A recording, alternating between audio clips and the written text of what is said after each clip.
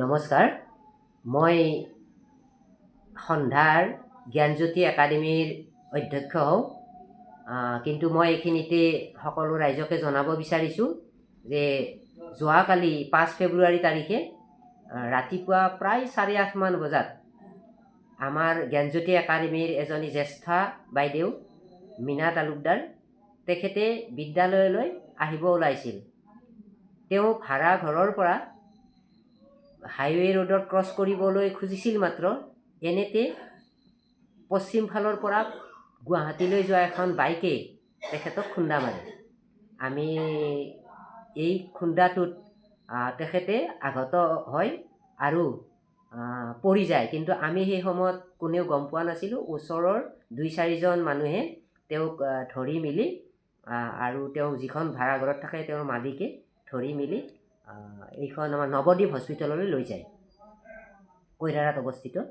গতিকে তাতেই আমি খবৰ পায়েই আমিও দৌৰাদৌৰিকৈ গুচি গৈ তাতে খবৰ কৰিলোঁ। খবৰ কৰি দেখিলোঁ যে তেওঁৰ অৱস্থা একেবাৰে সংকটজনক। দেখাত তেখেতৰ আঘাত বেছি হোৱা নাই, কিন্তু অকণমান গালত কিছু স্পট আছে, কিন্তু বিশেষকৈ ব্ৰেইনত আঘাত পোৱা বুলি আমাক পিছত ডাক্তৰে জানিবলৈ দিয়ে। বহুত সময় আমি অপেক্ষা কৰিলোঁ। চিকিৎসা কিছু সময় কৰাৰ পিছত তেওঁলোকে চিটি স্কেন কৰিবলৈ দিয়ে, আৰু চিটি স্কেন কৰাৰ পিছতে ডাক্তৰে হিতেশ শৰ্মা ছাৰে আমাক মাতি লৈ যায় আৰু কম্পিউটাৰত দেখুৱাই দিয়ে যে তেখেতৰ ব্ৰেইনৰ এটা ফালত তেজবিলাক নিঃসৰণ হৈয়ে আছে। বাহিৰলৈ প্ৰথম অৱস্থাত পৰি যোৱা অৱস্থাত আমাক ৰাইজে কৈছিল যে কাণেৰে তেজ গৈছিল, তাৰে পিছতে তেজ বন্ধ হৈছে, পুনৰ ভিতৰত তেজ নিঃসৰণ হৈ আছে বুলি ডাক্তৰে আমাক জানিবলৈ দিয়ে। তাৰপিছতে তেখেতক আমি সোধাৰ লগে লগে কি কৰিব লাগিব, তেতিয়া ডাক্তৰে লগে লগে কয় যে ইমিডিয়েট যিকোনো এখন ভাল হস্পিটেলত, প্ৰাইভেট হস্পিটেলত চিকিৎসা কৰক, আৰু চিকিৎসা কৰালে তেখেতৰ হয়তো তেতিয়া অকণমান আশা আছে, আৰু যদি সোনকালে নকৰে তেনেহ'লে আশা নাই। কিন্তু এইখিনিতে যিহেতু আমি প্ৰাইভেট স্কুলৰ শিক্ষক, আমাৰ হাতত তেনেকুৱা লগত পইচাও নাই আৰু তেনেকুৱা প্ৰিপেয়াৰ হৈও যোৱা নাই। গতিকে আমাৰ কেইবাজনো ছাৰ বাইদেউ আৰু লগতে প্ৰাক্তন ছাত্ৰ ছাত্ৰী আছিল মীনা বাইদেউৰ, আৰু তেখেতসকলে লগ লাগি খবৰ পাই আহিলে, আৰু তেওঁলোকে 500, 200, 400 এনেকৈ তোলা কৰি তেওঁলোকৰ বিলখিনি তাতে পে'মেণ্ট কৰে। আৰু কৰাৰ পিছতে কিন্তু তেওঁলোকে আমাক ৰিলিজ দিবলৈ, মানে গুৱাহাটীলৈ পঠাবলৈ কথা দিছিল যদিও বহুত দেৰি হৈ যায়। তেওঁলোকে ৰিলিজ কৰোঁতে বহুত দেৰি হৈ যায়, আৰু তাৰপিছতে আমি তেওঁলোকক লাগি মেলি আমি ৰিলিজ কৰালোঁ আৰু গুৱাহাটীলৈ পঠোৱাৰ ব্যৱস্থা কৰিলোঁ। নৱদ্বীপ হস্পিটেলে দায়িত্ব লৈ তেওঁলোকে এম্বুলেঞ্চেৰে গুৱাহাটীলৈ পঠাই দিয়ে।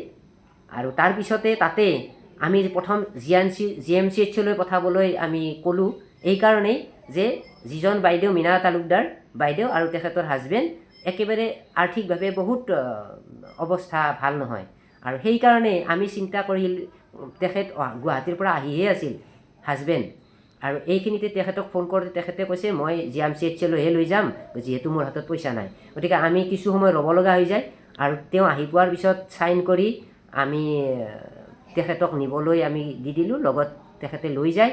GMCH শুনিবলৈ পোৱা মতে আমি যোৱা নাই কেইজনমান, আমি খবৰ কৰি আছোঁ। তেতিয়া GMCHৰ পৰা তেখেতক ফোন কৰোঁতে ক'লে যে আমি 3-4 ঘণ্টা অপেক্ষা কৰিলোঁ, অথচ তেখেতে এখনো বেড নাপালে। কিন্তু আচৰিত লাগিছে, গুৱাহাটীৰ দৰে মেডিকেল কলেজ, আমাৰ মুখ্যমন্ত্ৰী মহোদয়ে কি সুন্দৰকৈ কৈ থাকে যে এতিয়া বহুত সুবিধা আছে, কিন্তু আচৰিত পালোঁ যে তাত বেডৰ অভাৱ। যিয়েই নহওক, যিহেতু তেখেতে মানে চটফটাই আছে, আৰু সেই সময়ত কিন্তু তেতিয়া তেওঁলোকে উপায়হীন হৈ কি কৰোঁ কি নকৰোঁ ভাবি থাকি বহুত সময় ৰৈ থাকি, আৰু অৱশেষত তেওঁলোকে গুৱাহাটীৰ দিছপুৰৰ GNRCলৈ লৈ যাবলৈ বাধ্য হয়। তেওঁলোকে ভয়কৈ নিয়ে, কাৰণ জানে যে প্ৰাইভেট হস্পিটেলত বহুত খৰচ। উপায়হীন হৈ তেওঁলোকে তাত ভৰ্তি কৰায়, আৰু আজি ৰাতিপুৱা আমি খবৰ কৰিলোঁ, প্ৰায় 12-12:30 মান বজাত খবৰ দিছে তাৰ পৰা। ডাক্তৰে কৈছে যে বহুত দেৰি হৈ গৈছে, গতিকে এতিয়া আৰু অপাৰেশ্যন কৰিব নোৱাৰি, যিহেতু ব্ৰেইনত তেজ জমা হৈছে। গতিকে শেষত উপায় নাপায় তেওঁলোকে আমাক দুখেৰে জনাইছে, আৰু ইতিমধ্যে ৰিলিজ লোৱাৰ কাৰণেও ডাক্তৰে প্ৰায় কোৱা বুলি কৈছে আমাক।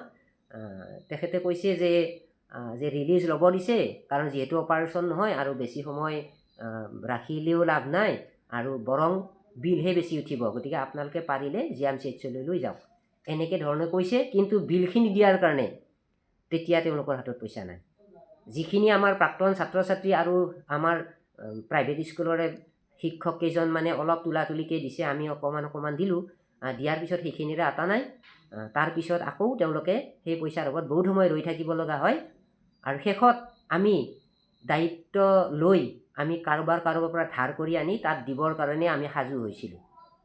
এনেতে তেওঁলোকে অকণমান কৈছে যে অলপ সময় থাকক, যদি আমি এতিয়া পৰিৱেশটো চাই লৈ আমি হস্পিটেলত কেনেকৈ নিব লাগে। কিন্তু বৰ্তমানলৈকে তেওঁলোকে আমাক ৰখিব দিছে, যে পইচা যোগাৰ কৰিব দিছে। তাৰপিছতে এতিয়া কি হৈছে আমি বৰ্তমান এই সময়ত ফোন কৰা নাই, আজি আধা ঘণ্টামান আগত তেওঁলোকে ফোন কৰিছিলোঁ।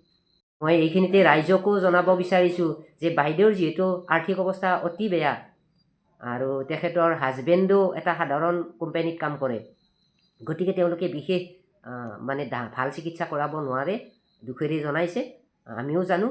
গতিকে ৰাইজৰ পৰা তেখেতসকলে কৈছে যে কোনোবা যদি ৰাইজে আকৌ সহায় সহযোগ কৰে আৰ্থিকভাৱে, তেতিয়াহ'লে তেওঁলোকে ভাল পাব। মই সেইকাৰণে বিশেষকৈ মই অনুৰোধ জনাইছোঁ অধ্যক্ষ হিচাপে, যে আমাৰ এইজনী মীনা তালুকদাৰ বহুত জ্যেষ্ঠা বাইদেউ, প্ৰায় 25 বছৰ আমাৰ এই বিদ্যালয়খনতে কাম কৰি আছে আৰু তেতিয়াৰ পৰাই আজিলৈকে ইমান নিষ্ঠা সহকাৰে কাম কৰে, অতি ভাল স্বভাৱৰ। আৰু তেখেতক এই অঞ্চলৰ ৰাইজে খবৰ কৰিছে, ইমানেই সকলোৱে ভাল পায়। কিন্তু তেখেতৰ আৰ্থিক অৱস্থা এনেকুৱা কাৰণে বহুতেই, যিবিলাকে আমাৰ লগত যোগাযোগো বিশেষ নাই, তেওঁলোকেও আনকি 200-400 টকাৰে সহযোগ কৰিছে, কিন্তু সেইখিনি পইচাৰে তেওঁক আমাৰ সেই খৰচ দিয়াটো সম্ভৱ নহয়। সেইকাৰণে তেখেতসকলৰ মানে তেখেতলোকৰ অনুৰোধত মই মিডিয়াত ক'বলৈ বিচাৰিছোঁ যে যিবিলাকে পাৰে অকণমান, আমি এটা স্কেনাৰ ইয়াতে দি দিছোঁ, QR কোড এটা, সেইটোত আপোনালোকে দিলে দিব পাৰিব। আৰু লগতে মই এইখিনিতেই আমাৰ অসম চৰকাৰক অনুৰোধ জনাওঁ, বা ভাৰত চৰকাৰৰো যদি কোনোবা প্ৰতিনিধি আছে তেখেতসকলক অনুৰোধ জনাওঁ, যদি পাৰে আমাৰ চৰকাৰৰ ফালৰ পৰা অকণমান আৰ্থিকভাৱে সহযোগ কৰিব বুলি মই আশা কৰিলোঁ। ধন্যবাদ।